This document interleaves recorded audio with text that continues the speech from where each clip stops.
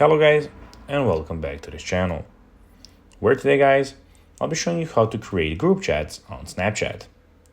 So guys, the first thing that you of course need to do is go to the Google Play Store or the App Store and download the Snapchat application.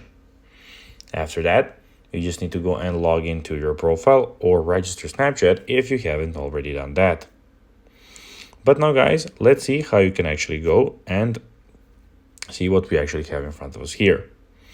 So in the bottom right corner, as you can see, we have the spotlights where you can check out some videos.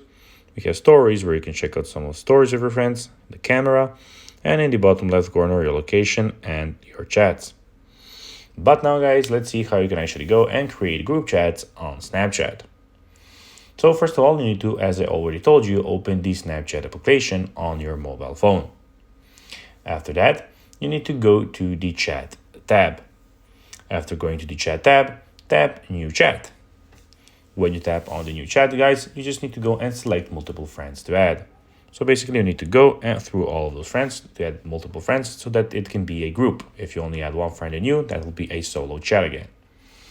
Then tap chat with group, and you can have up to 200 friends with a single group chat.